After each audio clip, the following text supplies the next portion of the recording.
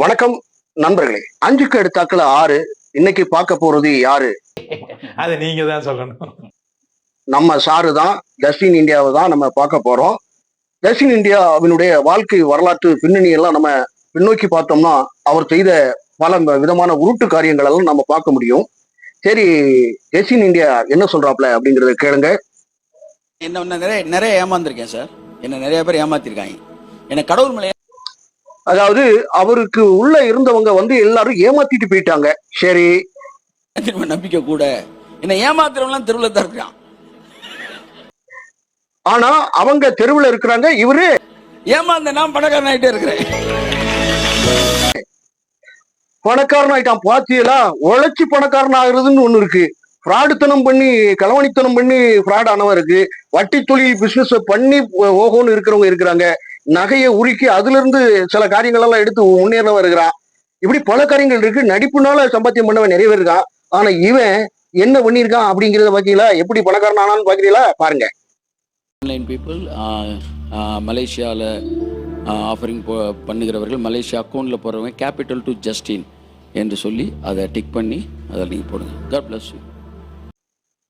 பாத்தீங்களா, மலேசியால இருக்கவங்களுக்கு ஆக்ட் போட்டு இது பண்ணணுங்கிறான். அதுக்கு அடுத்தாக்குல சபையை கட்டுகிறதோன்னு அந்த சபை அதுக்கு நீங்க 2000 3000 20,000 இருந்தா ஜிபேல கூகுள் பேல அனுப்புங்க அப்படின்னு சொல்லுதானே. நம்ம உழைச்சி முன்னேற முடியுமா? இவங்க அம்மா தூத்துக்குடி அந்த மாநகரத்துல உள்ளவங்க, அவங்களுடைய தாய் தகப்பனாரு பஞ்சமுளைக்க போன இடத்துல வாயால பொழைச்சி மக்களை ஏமாத்தி பல காரியங்களை பண்ணான். முதல்ல என்ன தெரியுமா? முதல்ல தமிழன் டிவில வருவான். மொக்க சேனல்னா தமிழன் டிவி, மொக்க சேனல்னா வின் டிவி. இந்த 2 டிவிலையும் விடிய விடிய போடுறதுக்கு காசை பே பண்ணிட்டு இருந்தான். அதுக்கப்புறம் உங்களோடு அப்படின்னு சொல்லி அதை வேற போட்டு பயங்கரமான காரியங்கள் அப்படியாக அப்போ இருக்கும்போது சார சப்டமா இருந்தான். இன்னைக்கு பாத்தீங்கன்னு கேட்டீங்கன்னா அவனுக்கு ஆடை தான், அவனுக்கு இருக்கக்கூடிய ட்ரெஸ் சென்ஸ் தான், அவனுக்கு காரு தான், வேற லெவல் தான். அவன் என்னமோ அப்போ சொல்லிட்டா. இப்போ என்னன்னா, முதல்ல பழைய பாட்டு வசனத்தையா உருட்டான். அதுக்கப்புறம் ஒரு 2 வருஷத்துக்கு முன்னால நியூ கவர்னன்ட் புதிய உடன்படிக்கையில இருக்கும் அப்படின்னு அப்பதான் அவனுக்கு மண்டையில ஏறி இருக்கு. புதிய உடன்படிக்கைன்னு போட்டு பல காரியங்களை பட்டு இது பண்ணிட்டு நேரா எப்படி வந்தான்னு தெரியுங்களா? அது என்ன டிவி? அது பாலிமர் டிவியில இதா போய் பாலிமர் டிவியால இவன் முன்னேறின பையன் தான் இந்த பையன். சரி, மேல என்ன சொல்லலாம் அப்படிங்கறத ஒரு சின்ன இதை பார்த்துட்டு வந்துருங்க. நம்பி கொஞ்சம் பேர் இருக்காங்கல்ல, அல்லது என்னையே தலைவனாக ஏற்றுக்கொண்டு ஒரு குரூப் இருக்கிறாங்கல்ல, அவர் தான் சார் எங்க ஸ்பிரிச்சுவல் ஃபாதர்னு சொல்றான்ல, அவன்லாம் எனக்குள் ஆசீர்வதிக்கப்படுவான். அதாவது இவன் எப்படிங்கிறது, இவனுக்குள்ள ஆசீர்வாதம் வருது. அந்த ஆசீர்வாதம் தலைவனாக ஸ்பிரிச்சுவல் ஃபாதராக ஏற்றுக்கொண்ட அத்தனை பேருக்கும் ஆசீர்வாதம் வருகிறது அப்படின்னு சொல்ற பத்தியா. இந்த ஸ்பிரிச்சுவல் ஃபாதர்னு சொல்லி ஒரு மலேசியால ஒருத்தன் கிடக்குறான். அவன் ஏற்கனவே சொன்னா அந்த பையன் என்ன சொல்லுதான்னு கேளுங்க. தைரியமா அடிச்சுக்கிட்டே இரு. நீ தண்ணி அடிச்சுக்கிட்டு இருந்தா தைரியமா அடிச்சுக்கிட்டே இரு. நீ ஏமாத்திக்கிட்டு இருந்தா தைரியமா ஏமாத்திக்கிட்டே இரு. எப்போ வரைக்கும் செஞ்சுக்கிட்டே இருப்பா. எப்படிப்பட்ட காரியம்! அவன் என்ன சொல்லுவான்? சாரைய குடிச்சா குடி, சிகரெட் குடிச்சா குடி, இப்படி பல காரியங்களை குடி அப்படின்னு சொல்லி பல காரியங்களை வச்சு உருட்டுறானு. இவனே அவன் அதாவது ஸ்பிரிச்சுவல் சன்னு சொல்றவனே இப்படி இருக்கான்னா, அவனை பின்பற்றுகிற கோமாளி ஒருத்த எப்படி இருப்பான்? அப்ப இதுல இருந்து தெரிய வேண்டாம் எவ்வளவு பெரிய இவெல்லாம் ஒரு தலைவன். இவருக்கு ஆபிரகாமுக்குள்ள ஒரு இது வருதான் வைக்கான். சரி, அது போக பில்டிங்கை குறித்து சொல்லிருப்பான். அதையும் லேசா சொல்லிடுவோம். சர்ச் ப்ராஜெக்ட் போயிட்டு இருக்கு. ஒரு ஸ்கொயர் ஃபீட் 2000 rupees. எல்லாருமே இணைவதற்காக இது அவ்விதமாய் சொல்லப்படுகிறது. ஆகவே யாரெல்லாம் பாத்தீங்களா, அதாவது இதை நான் ஏசுறதை விட இன்னொரு ஐயா ஏசுனா எப்படி இருக்கும் அப்படிங்கறத கேளுங்க. நீ 100 கோடி ரூபாய் சபை கட்டினா நீ தான் போய் எங்க அண்டை வெட்டணும், நீ தான் போய் எங்க வேலை செய்யணும்.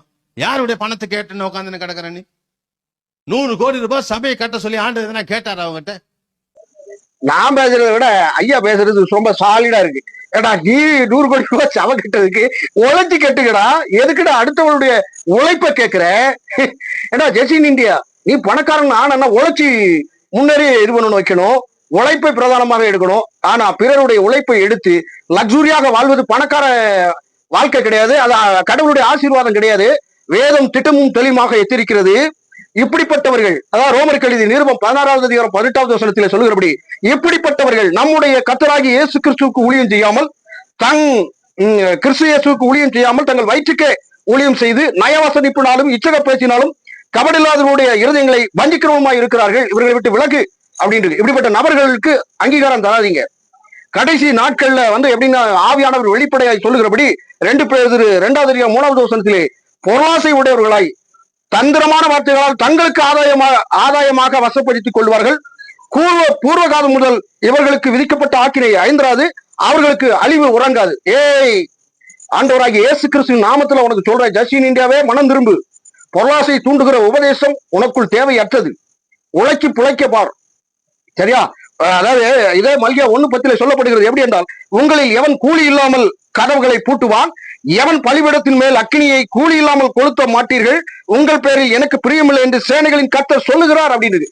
நீ செய்யக்கூடிய செயல் பணத்துக்காக இருந்தால் அது தேவனுக்கு பிரியமாய் இராது. ஆண்டவராகிய இயேசு கிறிஸ்துவர் என்ன சொன்னாரு அப்படின்னு கேட்டீங்கன்னா, ஆண்டவர் பிதாவினுடைய வீட்டை புறாவிக்கிறவனையும் இப்படி பல காரியங்களையும் இது பண்ணி விரட்டினார் என்று பொருளீட்டலாம் என்று எண்ணினால், ஆண்டவராகிய இயேசு கிறிஸ்துவை பொருளீட்டலாம் அல்லது பணமாக்கலாம், அவரை வைத்து பணம் சம்பாதித்து பேர் புகழ் வாங்க வேண்டும் என்பதற்காக ஊழியம் செய்கிறவர்களுக்கு ஐயோ, மனம் திரும்பிக்கோங்க.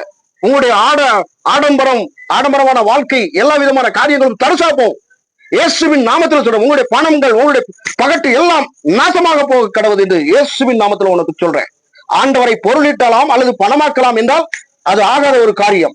உண்மை உத்தமமாய் ஆதி பிதாக்கள் ஊழியம் செய்தார்கள், ஆதி அப்போஸ்தலர்கள் ஊழியம் செய்தார்கள். தங்களை விற்று தங்களுடைய இடத்தை விற்றார்கள், தங்களுடைய நிலபலங்களை விற்றார்கள், தங்களை தாங்களே வெறுத்து ஆண்டவராகிய இயேசு கிறிஸ்துவுக்காக நடுத்தெருவிலே வந்தார்கள், நடுத்தெருவிலே போனார்கள். தெருவிலே இவன் சொல்லுகிற மாதிரி தரித்திரம் அல்ல, தெரு பிரசங்கமாய் போனார்கள். இப்படிப்பட்ட நபர்கள் தங்களுடைய தலைவன் சொல்லிட்டு இவெல்லாம் தலைவன் யாரா சொன்னது? இயேசு கிறிஸ்துவுக்குள் ஆசீர்வாதம் வருகிறது என்றால் நீ ஆபிரகாமாக இருக்கட்டும், நீ ஆபிரகாமாக மாறணும், ஆபிரகாம் சந்ததியாக மாற வேண்டும். ஆனால் ஒரு மாதிரியாக இருந்து கொண்டு ஆபிரகாமை கிளைம் செய்து விட்டு அவருடைய விசுவாசத்தை குலைக்கும் வண்ணமாக எப்படிப்பட்ட காரியங்கள் பாருங்க. ஆபிரகாமுக்குள் ஆசீர்வதிக்கப்படுதான் இவன் சொல்லுதான். என்னடே ஆபிரகாமினுடைய செயல்பாடு என்ன? கிட்டத்தட்ட 600-650 கிலோமீட்டர் அவரு வனாந்திர வழியாக போனாரு. அவருடைய மனைவியை ஒருவன் எடுத்துக்கொண்டான், பார்வோன். ஆண்டவராகிய இயேசு கிறிஸ்துவனவர் தன்னுடைய அதாவது அவருக்கு என்னன்னு சொல்ல, ஆபிரகாமுக்கு துணையாக நின்று பல காரியங்களை விடுவித்து அதுக்கப்புறம் போறார். ஒவ்வொரு இடங்களாக போகிறார். போய் துரோகங்கள் பல காரியங்கள் நடப்பிக்கப்படுகிறது, குழந்தை இல்லாதபடி இருக்கிறது, குழந்தை பேர் வருகிறது. அப்பொழுதும் சோதிக்க எண்ணிய ஆண்டவர் தன் மகனாகி ஈசாக்கை பலி கொடுக்கும்படி அவன் அப்படியே சொன்ன மாத்திரத்தில் அவன் போனான். அவனுடைய விசுவாசம் என்பது வேறு. உங்களுடைய விசுவாசமானது பணத்தில் ஊடாக இருக்கிறதே. இப்படிப்பட்ட நபர்கள் சொல்லக்கூடிய வார்த்தைகள் தேவனால் உண்டானதல்ல. எல்லா ஆவியையும் நம்பாதீங்க அப்படின்னு. இப்படிப்பட்ட நபர்கள் போலியானவர்கள். இவருடைய பணங்கள் நாசமாக போக கடவுள். இவர்களுடைய பகட்டு ஒளிந்து போகட்டும் இயேசுவின் நாமத்தில். தலைமை என்றால் அது இயேசுவை பாருங்கள், தலைமை என்றால் பேதுருவை பாருங்கள், அவருடைய வாழ்க்கை சரித்திரத்தை பாருங்கள், தலைமை என்றால் பவுலை பாருங்கள். சரியா? இதெல்லாம் அவங்கதான் தலைமை. அவங்களுக்கு கீழே இருக்கிற கூடிய இவர்கள் ஒன்றுக்கும் உதவாதவர்கள், பணிவிடை செய்ய ஆகாதவர்கள். சரிங்களா? பொருள் ஈட்டலாம், பணம் ஈட்டலாம், இப்படி பணக்கார வாழ்க்கை சுகபோகமாக வாழ்வதற்கு எப்படி ஒரு இதை சொல்றாங்களோ அது ஆவியானவர் அப்படி பயன்படுத்துகிறாங்க. இது வேற ஆவியானவர், பிசாசின் கிரியைகளாக இருக்கிறது. ஆவியானவர் ஒருவனிடத்தில் இருந்தால் பாவத்தை குறித்து கண்டிப்பாக இருக்கும், அதே போல நியாய தீர்ப்பை குறித்து கண்டிப்பாக இருக்கும். ஆவியானவர் வந்தாரானால் இப்படிப்பட்ட மாய்மாலமான உபதேசம் இருக்காது. இது கள்ள உபதேசம். பிசாசுக்கும் இவர்களுக்கும் நெருங்கிய தொடர்புள்ளவர்களாக இருக்கிறாங்க. கவனம் இருங்க. சரிங்களா? எச்சரிக்கையாக பயணியுங்கள்.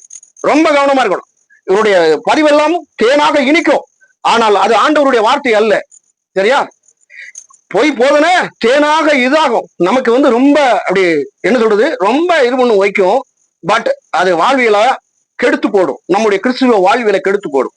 உலகத்துல ஆசி பாசிகள் அநேக காரியங்கள் இருந்தாலும் நித்திய ஜீவன் இல்லை அப்படின்றார். பொருளாசை குறித்து எச்சரிக்கையா இருங்கள். திரளான பொருளாசை இருந்தாலும் அவனுக்கு ஜீவன் இல்லை என்று வேதம் திட்டம் தெளிவாக சொல்கிறது. புரியுதுங்களா? பணத்தாசை எல்லா தீமைக்கும் வேறாய் இருக்கிறது.